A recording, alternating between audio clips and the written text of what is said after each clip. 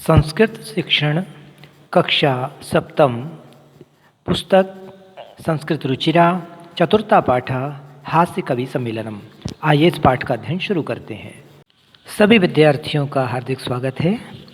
हास्य कवि सम्मेलनम, हास्य अर्थात हंसना और हंसाना। हास्य कवि सम्मेलन ये बच्चों का, बाल कवियों का सम्मेलन है। आपकी पाठ्य पुस्तक का सबसे रोचक पाठ है ये। तो शुरू करते हैं। प्रस्तुत पाठ में हास्य बाल कवियों के सम्मेलन को प्रस्तुत किया गया है। इसमें अनेक हास्य कविताओं को भी सम्मिलित किया गया है। संस्कृत में कविताएं हैं। एक श्लोक में वैद्य को यमराज का सहोदर बताया गया है। यमराज तो केवल प्राणों का ही हरण करता है, परंतु वैद्य तो प्राणों के साथ धन का भी हरण कर लेता है। दूसरे श्लोक में वैद्य के विषय में व्यंग किया गया है कि चिता में जलते हुए शव को देखकर वैद्य को बड़ा आश्चर्य हुआ। वो सोचने लगा, ये किसकी कलाकारी है।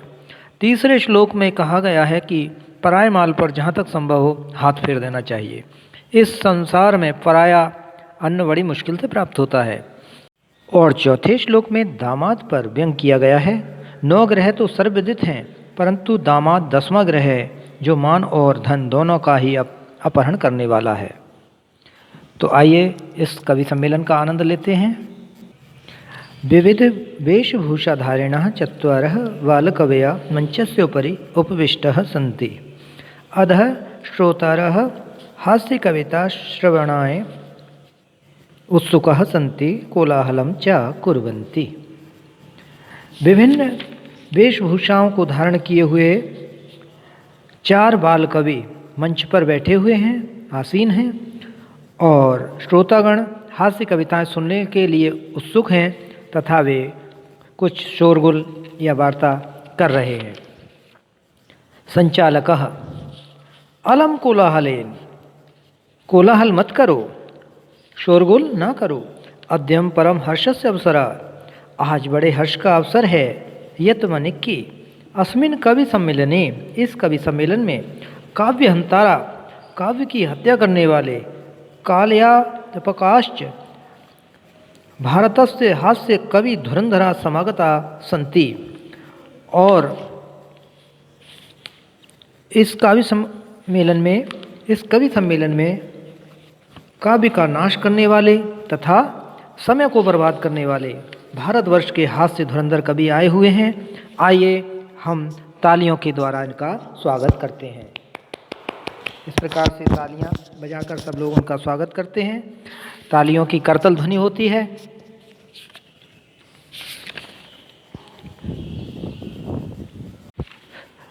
गजाधरा, सर्वेभ्यो अरसिकेभ्यो नमो नमः। सभी अरसिक लोगों के लिए नमस्कार है। प्रथम तावत अहम आधुनिकम वैद्यम उद्देश्य स्वकीयम काव्यम श्रावयामि। सभी अरसिक सज्जनों को मेरा नमस्कार है। पहले तो मैं आधुनिक वैद्य यानी मॉडर्न डॉक्टर को उद्देश्य करके अपना काव्य प्रस्तुत कर रहा हूँ। सुनिए।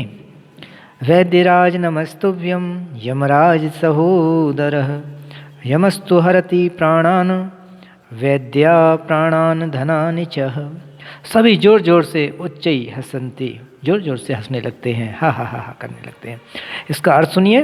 वैद्यराज नमस्तुभ्यम, आपको नमस्कार है। आप तो यमराज के सगे भाई हो। यमस्तु हरति प्राणान, उससे भी एक कदम आगे हो।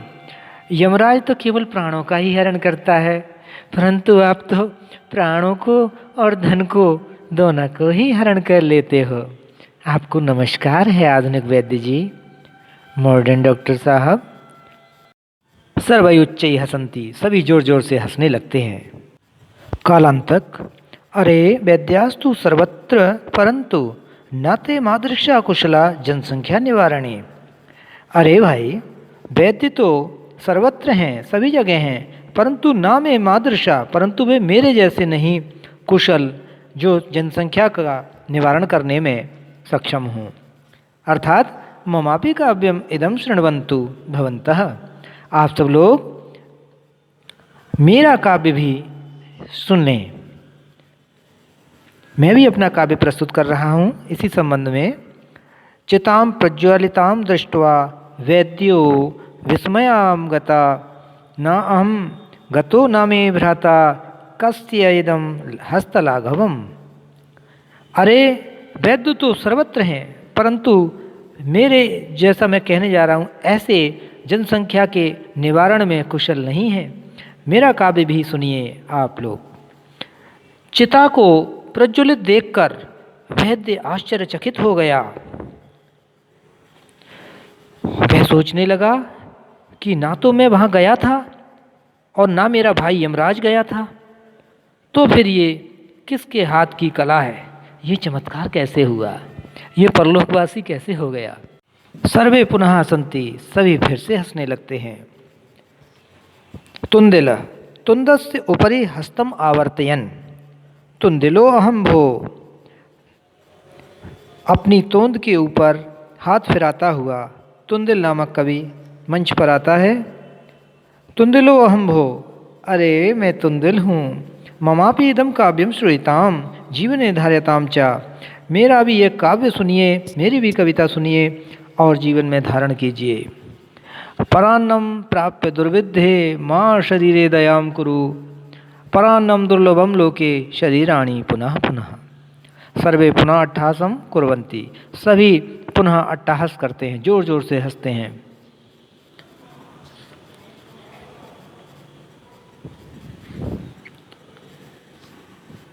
पुनः अर्थ सुने। पेट पर हाथ फेरते हुए, अरे भाई मैं थोड़ा पेटू हूँ, मेरी भी ये कविता सुन लीजिए और जीवन में अपनाइए। हे मूर्ख, पराये अन्न को प्राप्त करके शरीर पर दया मत कर। परान्नम प्राप्य माँ शरीरे दयाम कुरु। माँ माने मत, दया मत कर। कारण ये कि परान्नम दुर्लभम लोके, कि इस संसार में पराया अन्न दुर्लभ है, बड़ी कठिनता से प्राप्त हो सकता है। शरीराणि पुनः पुनः, परंतु शरीर तो बार बार होते रहते हैं, इसलिए शरीर पर दया मत कर। पराय अन्न को प्राप्त करने की जुगत लगा। इसी से सभी हंसने लगते हैं। हा हा हा हा। चारवाक हंसता हुआ कहता है, चारवाक नाम का कवि, बाल कवि, आम आम शरीरस्य पोषणम सर्वथा उचितमेव। हाँ हाँ, शरीर का पोषण तो सभी प्रकार से उचित ही है। यदि धनम नास्ति तदा ऋणम कृत्वापि पौष्टिक पदार्था एव भोक्तव्या। यदि धन नहीं है तो भी ऋण करके, कर्ज लेकर पौष्टिक पदार्थ भोक्तव्य माने ग्रहण करने चाहिए। तथा कथयति चारवाक कवि, जैसा कि आपका चारवाक कवि कहता है, यावत जीवेत सुखम जीवेत ऋणम कृत्वा घृतम पिबेत। जब तक जियो सुख से जियो और ऋणम कृत्वा घृतम पिबेत, यानी ऋण लेकर भी घी पीना चाहिए। जब तक जिए सुख से जिए, ऋण करके घी पिए, परंतु स्वास्थ्य बनाएं। श्रोतारा तहिर ऋणस्य प्रत्यर्पणम कथम। श्रोतागण कहते हैं, अरे भाई कवि, तो ये तो बताओ, ऋणस्य प्रत्यर्पणम कथम, आप किसी से ऋण लेंगे तो उसको वापस कैसे करेंगे? ऋण का प्रत्यर्पण यानी उसकी वापसी कैसे होगी? चारवाक इसका उत्तर देता है। चारवाक, श्रूयतामम अवशिष्ट काव्यम। अरे भाई, मेरा शेष काव्य, मेरी शेष रचना भी सुनिए। घृतम पीत्वा श्रमम कृत्वा ऋणम प्रत्यर्पित जनः।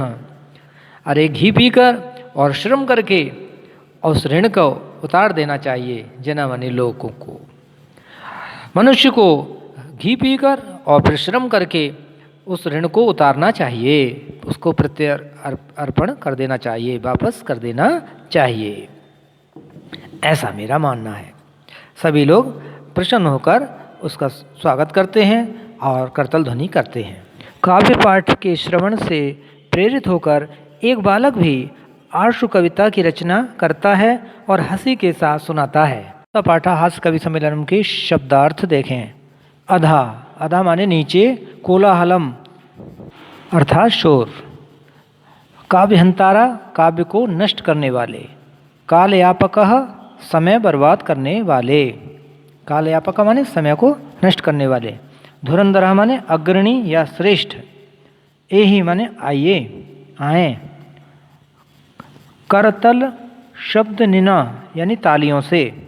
अरस केभ्य नीरस, नीरस जनों को, अरसिक नीरस जनों को।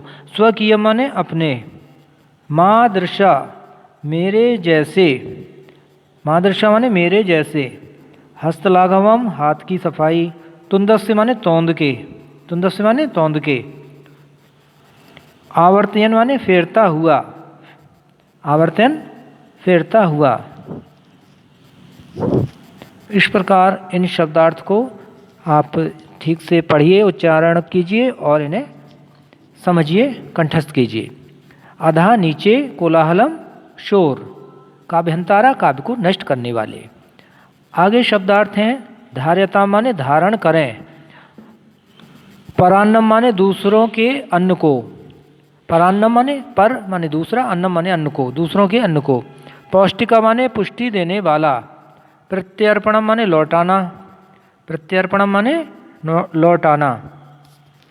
पौष्टिक पुष्टि देने वाला, पौष्टिक पदार्थ जैसे होते हैं पौष्टिक, पौष्टिकता होनी चाहिए, पुष्ट करने वाले। प्रत्यर्पणम माने लौटाना, प्रत्यर्पणम लौटाना, रिटर्निंग। अब शिष्ट माने शेष या बचा हुआ भाग। उत्प्रेरित माने प्रेरित होकर। श्राव्यति माने सुनाता है, श्राव्यति सुनाता है। भोज्य लोलुप माने खाने का लोभी, भोज्य लोलुप खाने का लोभी।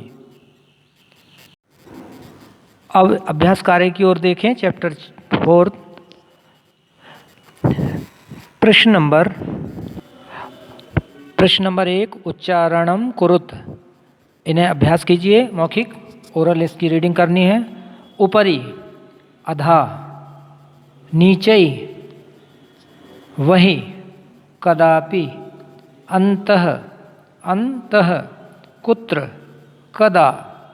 इसमें अव्यय शब्द हैं ये, कुत्र, कदा, अधा, ऊपरी, वही, कदापि, ये अव्यय पद हैं। इनका उच्चारण कीजिए, मतलब इनका उच्चारण शुद्धता के साथ करना है, जिससे आपको बोलने की कला आएगी, आपका उच्चारण प्रभावशाली होगा। सही सही उच्चारण कीजिए, ना ज़्यादा चिल्लाएं, ना जोर से बोलें, ना बहुत धीमे बोलें। यदि आप सही उच्चारण और अभ्यास किए होंगे तो आपकी आवाज़ सुस्पष्ट, सुव्यवस्थित और दूसरों को सुंदर, साफ और कर्णप्रिय लगेगी। इस अभ्यास से ये फ़ायदा होता है। कई बच्चे ये कहते हैं हमें तो ये पढ़ना आता है, हम क्या करेंगे पढ़कर, तो ये नहीं। आप सही अभ्यास करेंगे तो उससे आपकी वाणी में निखार आएगा, बोलने की कला में विकास होगा। प्रश्न नंबर 2 मंजूषातः अव्ययपदानि चित्वा वाक्यानि पूरयत। आपको इंडेक्स दी हुई है, इसे मंजूषा कहते हैं हम संस्कृत में। इसमें शब्द हैं अलम, अंता, वही आदि। तो इसमें क्या भरना है? अलम, अंता, वही, अधा, ऊपरी, ये शब्द दिए हुए हैं। क वृक्षस्य रिक्त स्थान खगा वसंती। तो वृक्ष के पक्षी नीचे रहते हैं या ऊपर? वृक्षस्य अधा आएगा या ऊपरी? जो पक्षी होते हैं वो कहाँ रहते हैं? वृक्षस्य ऊपरी, खगा वसंती। तो इसमें आएगा वृक्षस्य ऊपरी। दूसरा है विवादेन, विवाद मत करो, अलम विवादेन, अलम। तीसरा है ग वर्षा काले गृहात् बहिर्मा गच्छ, वर्षा काल में बाहर मत जाओ, बहिर्मा गच्छ। घ मंचस्य ऊपरी, मंचस्य अधा, क्या आएगा? श्रोता कहाँ बैठते हैं, मंच के ऊपर या मंच से नीचे? मंचस्य अधा श्रोतारा उपविष्टा सन्ति, मंच के नीचे श्रोतागण बैठे हैं, तो अधा आएगा यहाँ। अधा माने नीचे, जो ऊपर मंच बना होता है उस पर कवि बैठे होते हैं, तो श्रोतागण होते हैं उस मंच से थोड़ा नीचे होते हैं, तो अधा आएगा। छात्रा विद्यालयस्य अंतः प्रविशन्ति, छात्रगण विद्यालय के अंदर प्रवेश करते हैं या कर रहे हैं, तो यहाँ अंतः आएगा। पुनः देख लें, वृक्षस्य उपरि खगा वसन्ति, अलम विवादेन, वर्षा काले गृहात् बहिर्मा गच्छ, मंचस्य अधा श्रोतारा उपविष्टा सन्ति, और वह छात्रः विद्यालयस्य प्रविशन्ति। ये आपका प्रश्न नंबर 2 और उसके उत्तर पूर्ण हुए। इनका समुचित अभ्यास कीजिए, सही से पढ़िए, इसे समझिए, इनके अर्थ आने चाहिए। अंता माने अंदर, वही बाहर, अधा नीचे, ऊपर ऊपर, अलम माने मत, ये निषेधात्मक है। अलम माने मत, अलम विवादेन, विवाद मत करो। क्वेश्चन नंबर 3 देखें।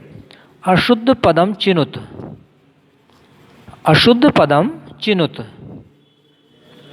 इसमें अशुद्ध पद को चुनकर सामने लिखना है। जो गलत शब्द है, जो ग्रुप से अलग है, उसको सामने लिखना है। गमंती, यच्छन्ति, पृच्छन्ति, धावन्ति, तो गमंती शब्द नहीं होता है, गच्छन्ति होता है, यही गलत है। यच्छन्ति माने देते हैं, पृच्छन्ति पूछते हैं, धावन्ति दौड़ते हैं। गमंती लिखेंगे सामने। ख, रामेण, ग्रहेण, सर्पेण, गजेण, इसमें देखें, इसमें रामेण होता है, राम का तृतीया, ग्रह का ग्रहेण होता है तृतीया, सर्पेण भी सही है, गजेण नहीं होता, गजेन होता है। तो गजेण शब्द गलत है, इसे सामने लिखिए, अशुद्ध है। लतया, सुप्रिया, रमया, निशया, तो लता का लतया, रमा का रमया, निशा का निशया, परंतु सुप्रिया किसी का नाम है, ये इसमें तृतीय व्यक्ति एकवचन नहीं है, तो ये शब्द गलत है, इसे लिखेंगे सुप्रिया, इसे सामने लिखेंगे। सुप्रिया अंडरलाइन कर लो। पहली पंक्ति में गमंती, दूसरी पंक्ति में खा में गजेण और तृतीय में सुप्रिया, इसको लिखना है। चतुर्थ वाक्य देखिए, घ लते रमे माते प्रिय, तो जो माते शब्द दे रखा है, ये माते ये गलत है, ये लते और रमे और प्रिय ये शब्द सही हैं विभक्ति के अनुसार, माते शब्द अशुद्ध है, इसे लिखेंगे सामने, छांटकर अलग करेंगे। तीसरा वहाँ लिखति, गर्जति, फलति, सेवति, इस शब्द समूह में देखिए, लिखती, लिख, लिखति, गर्ज, गर्जना करना, गर्जति, फल, फलति, और सेव का होता है सेवयति, परंतु यहाँ लिखा है सेवती, तो ये शब्द गलत है। इस पद को आप सामने लिखिए, छांटकर अंडरलाइन करें, सेवती को। क्या होता है सही? सेवयति होता है सही, ध्यान रखें और इसको आगे लिखें। अब प्रश्न नंबर 4 जो है वो उसमें समानार्थक पद हैं, आप अपनी कॉपी में लिख लेंगे, मैं बोल दे रहा हूँ, आप अपना मिलान कर लें अपनी अभ्यास पुस्तिका पाठ्य पुस्तक से भी। प्राप्य, लब्ध्वा, कुशलः, दक्षः, हर्षस्य, प्रसन्नतायाः, देहस्य, शरीरस्य, वैद्यम, चिकित्सकम। आमने सामने समानार्थी शब्द लिखिए, सिनोनियम्स हैं ये, सामने लिखेंगे समानार्थी शब्द, दोनों का अर्थ समान है, समानार्थी कहलाते हैं। जैसे पानी और जल एक ही बात हुई तो ये समानार्थी हो गए, पर्यायवाची भी कह सकते हैं। प्राप्य, लब्ध्वा, कुशलः, दक्ष, हर्षस्य, प्रसन्नतायाः, देहस्य, शरीरस्य, वैद्यम, चिकित्सकम। अब आए प्रश्न नंबर 5 पर। अधोलिखितानां प्रश्नानां उत्तराणि एक पदेन लिखत, अर्थात निम्नलिखित प्रश्नों के उत्तर एक पद में लिखिए। उत्तर आप पूर्ण वाक्य में लिखेंगे तो यहाँ प्रश्न होगा अधोलिखितानां प्रश्नानां उत्तराणि लिखत, या ये लिखा होगा उत्तराणि एक वाक्येन लिखत। अगर एक पदेन लिखा हो तो उसको संक्षिप्त उत्तर देना, 1-2 शब्द में उत्तर लिखना है, पूरे वाक्य का उत्तर नहीं देना है परीक्षा में, इस बात का आप ध्यान रखें। तो प्रश्न नंबर 5 क, मंचे कति बालकवया उपविष्टा सन्ति, मंचे कति बालकवया उपविष्टा सन्ति। उत्तर चत्वारः, चत्वारः। प्रश्न ख, के कोलाहलं कुर्वन्ति, के कोलाहलं कुर्वन्ति, श्रोतारः।